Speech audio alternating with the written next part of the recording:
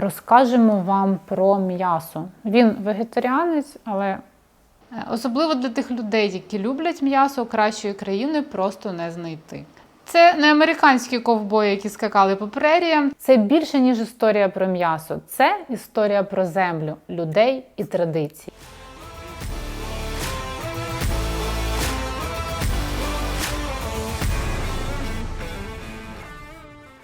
Кінець 15 століття. Христофор Колумб відкриває Америку. Вже в середині 16 століття іспанські колоністи привозять перших корів на територію сучасної Аргентини. Тоді ніхто й гадки не мав, що ці тварини стануть частиною історії, культури і навіть економіки цієї країни. Сьогодні Аргентина асоціюється не лише з танго-футболом і дивовижними краєвидами, але і з яловичиною – м'ясом, яке стало символом якості та гордості нації. Але чому саме Аргентина? Як ця країна стала однією з провідних у світі за якістю та обсягами виробництва м'яса? І як звичайні корови перетворились на важливий елемент культурної спадщини?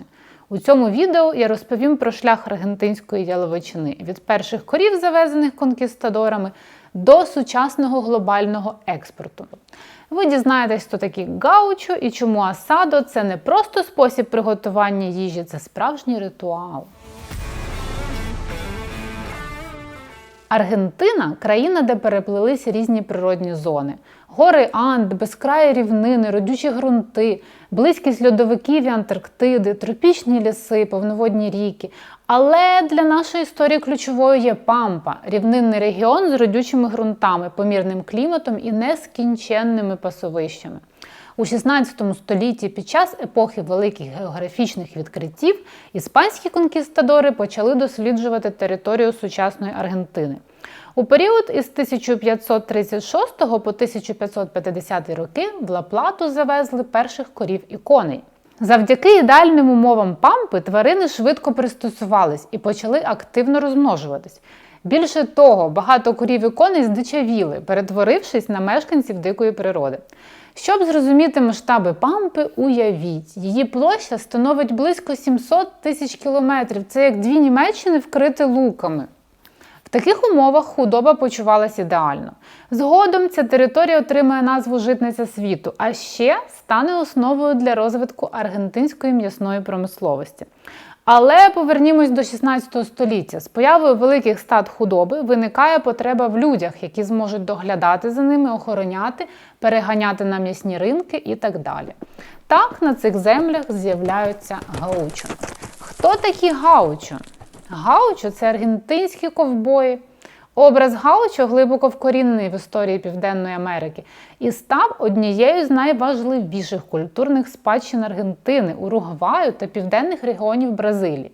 Спочатку вони полювали на здичавілих корів заради шкури жиру, які продавали на ринках. Але згодом головним завданням гаучо стало випасання та охорона стад. Вони вміли знаходити худобу в найвіддаленіших куточках пампасів, приручати диких биків, переганяти тисячі голів на м'ясні ринки Буенос-Айреса. Скотарство і торгівля зробили їх важливими фігурами в економіці регіону. Їх вплив на історію, культуру та розвиток м'ясної промисловості неможливо переоцінити. Гаучо були напівкочовими мисливцями і справжніми воїнами природи. Вони жили в суворих умовах пампасів, де могли розраховувати лише на себе, своїх коней і ніж факон, який був невід'ємною частиною їхнього образу. У період війн за незалежність гаучо стали важливою військовою силою. Їх навички верхової їзди, майстерність володіння ножами і ласо зробили їх ідеальними солдатами в боротьбі за незалежність Аргентини. Поступово з розвитком землеволодіння гаучо почали працювати на великих ранчо, відомих як естанції. Вони вже не кочували, а вели осідлий спосіб життя, розводячи худобу. До чого все це, якщо мова спочатку йшла про м'ясо? Асадо. Асадо – одна з головних спадщин гаучо. Після довгого дня на пасовищах гаучо влаштовували обов'язкове барбекю – традиційне приготування м'яса на відкритому вогні. Гаучі здобули славу тих, хто смажить кожен шматок худоби. Настільки майстерно вони вміли впоратися з м'ясом. Вони готували його дуже просто. М'ясо повільно смажилось на вугіллі, зберігаючи стійкий аромат. Це стало більше, ніж способом приготування їжі, справжнім обрядом, символом аргентинської гостинності і культури. Сьогодні асадо – це національна страва Аргентини. Тож, розкажу трохи про саме асадо.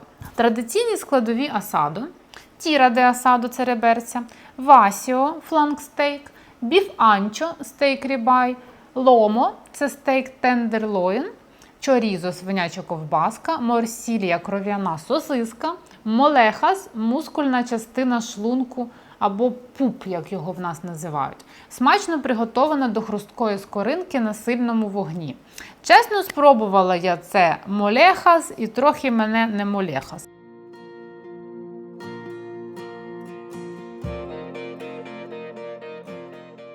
Молехас пахне молехасом. Воно таке жирне. Так краще.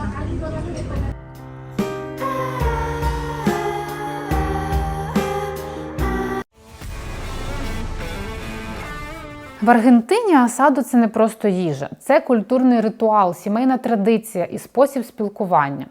Уявіть. Вихідний день, сонце пригріває, збираються друзі-рідні. У дворі вже розпалюють дрова, а їх ароматний дим змішується з розмовами та сміхом. Це і є асадо. Як же починається асадо? Асадо починається з вогню. На спеціальному грилі, парріша, або просто на землі розпалюють дрова. Дрова, звісно, заготовлені з місцевих дерев, наприклад, кебрачо, які дають тривалий жар і надають м'ясу особливого аромату. Коли дрова перетворюються на гаряче вугілля, настає час готувати. Асадор, який стоїть за кадром, це майстер приготування, якому довіряють головне – контроль вогню та м'яса. Він король вечора, лише в його руках щипці, і тільки він вирішує, коли м'ясо готове. Так що не треба оце бігати, просити мені well done, мені, будь ласка, з кров'ю. Це не комільфо в Аргентині. А якщо ти дивишся ютубчик і в тебе не зайняті руки, то підпишись і постав лайк. А якщо руки зайняті, то просто не вимикай і додивись це відео до кінця. В Аргентині асадор – це не просто кулінарне завдання, а справжня відповідальність і поважна роль. Так що ж готують на асадо? М'ясо – це зірка асадо. Найчастіше це біфе де чорізо, матамбре, морсілля і, звісно, чоріпан – смажена ковбаска в хлібі. Хот-дог такий собі. Кожному шматочку приділяють увагу. М'ясо готують повільно, щоб воно залишалось соковитим і ніжним. Мета – уникнути загоряння жиру і рівномірно просмажити шматки, щоб досягти ідеального смаку. Асадо іноді може готуватися навіть кілька годин. Розкажу маленький секрет від аргентинців. Решітка над вугіллям має бути на відстані 15 см. М'ясо не маринують, а просто заздалегідь посипають сіллю та перцем. Так ось, до асадо подають салат, хліб, оливкову олію, печений перець і, звісно, вино. Куди ж без вина? На аперитив пропонують грильований сир проволетта, який обсмажують на решітці до золотистої скоринки. Моя улюблена штука, чесно. Обов'язково подають чимічурі, пікантний соус із петрушки, часнику, перцю, оцту та олії. Традиційно асадо починають із внутрішніх органів – нирок, кишок і рубця. Багато асадорів надають перевагу саме цьому, але така собі штука на любителя. Асадо – це більше, ніж їжа, це подія. Гості не просто приходять поїсти, вони беруть участь у процесі, допомагають з дровами, подають закуски, обговорюють футбольні матчі чи останні новини. Це теж робота. Коли м'ясо готове, його розкладають на дерев'яні дошки і нарізають на великі шматки. Тут немає індивідуальних тарілок, усі діляться, куштують, спілкуються. Таке воно асадо. Цікаві факти. В Аргентині існує День національного асадо, який святкують у жовтні. Місто Вілля-Марія відоме своїми конкурсами на найкраще асадо, де асадори змагаються в приготуванні ідеального м'яса. У деяких регіонах готують асадо а-ля круз. М'ясо смажать вертикально на металевих конструкціях біля вогню, як це робили гаучо. Хоча часи кочових пастухів давно минули, образ гаучо досі живе в аргентинській культурі. Щороку по всій країні проходять барвисті фестивалі, які приваблюють тисячі глядачів. Але повернемось до 16 століття. Аргентинські землі вже кишіли диким скотом. Корови та бики стали важливим джерелом ресурсів. Проте на той час м'ясо не вважалося цінним експортним продуктом. Першими товарами, які підкорили Європу, стали шкіра та жир. Коров забивали заради шкур, які використовували для виготовлення взуття, ременів і сумок. А жир переробляли на мило та свічки. Власне, шок-контент, м'ясо часто залишалось на місці забою, оскільки воно вважалось просто побічним продуктом. Все змінилося у 1876 році. Інженер Чарльз Телфорд відкрив першу систему охолодження м'яса, що стало справжньою революцією в експорті. У 1877 році перше судно з охолодженою яловичиною під назвою «The Frigorific» вийшло з аргентинського порту Енсенада та вирушило до Європи. М'ясо прибуло в ідеальному стані, і ця подія стала переломним моментом в історії Аргентини. Відтоді м'ясо можна було експортувати на тисячі кілометрів, зберігаючи його свіжість. Перші успішні поставки миттєво розпалили апетит європейців. Британські компанії одразу оцінили потенціал аргентинської яловичини. Невдовзі в Аргентині з'явились найбільші м'ясні корпорації – Swift, La Frigorifica Anglo і Armour, засновані іноземними інвесторами.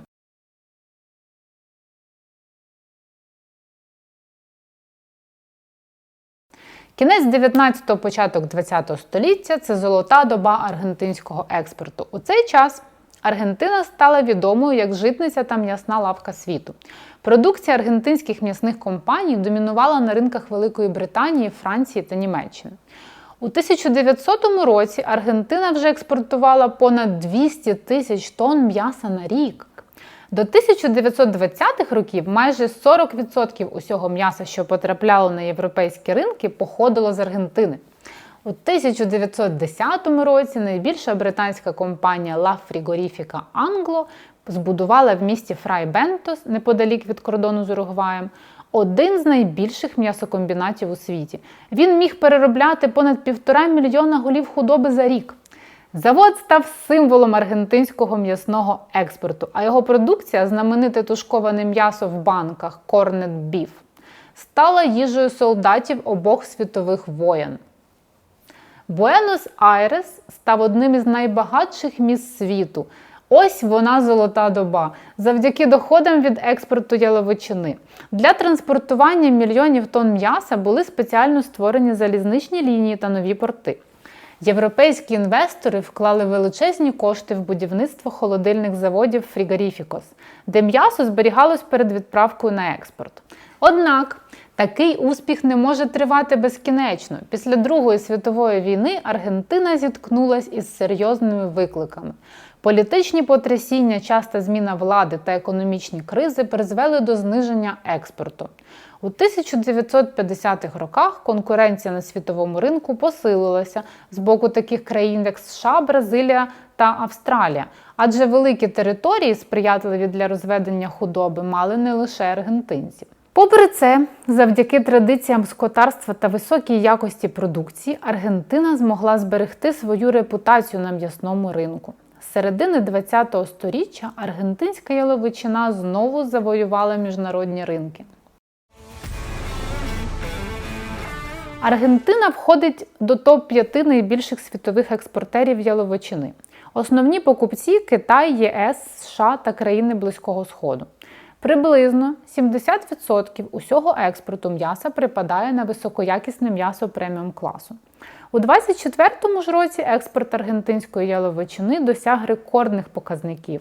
Із січня по вересень було продано майже 700 тонн на суму $2,1 мільярда США. На зовнішні ринки постачаються як охолоджені, так і заморожені м'ясні вироби.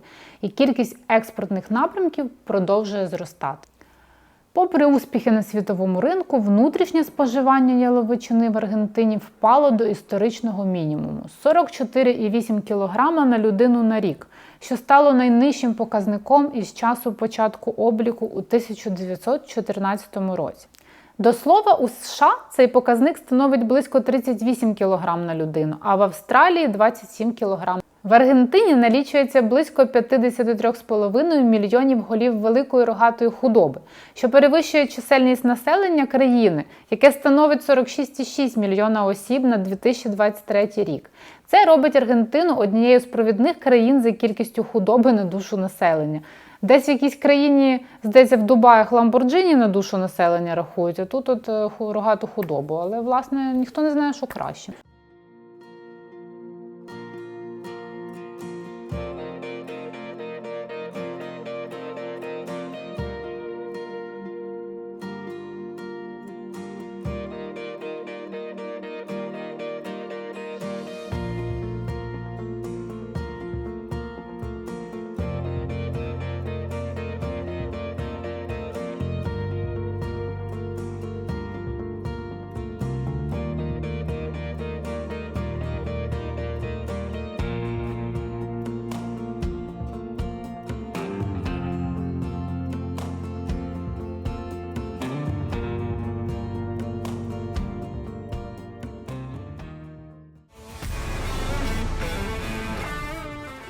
Сьогодні аргентинське м'ясо залишається символом національної культури та важливим експортним продуктом. Хоча ситуація на внутрішньому ринку змінилась. Причини цього явища – економічна криза, висока інфляція та зростання цін на м'ясо. Багато аргентинців почали віддавати перевагу доступнішим альтернативам, таким як курятина та свинина. Сьогодні аргентинська яловичина – це не просто продукт, а символ країни, який відображає її історію та традиції. Асадо залишається серцем аргентинської культури, символом національної ідентичності. Це більше, ніж історія про м'ясо. Це історія про землю, людей і традиції, які зуміли створити щось унікальне.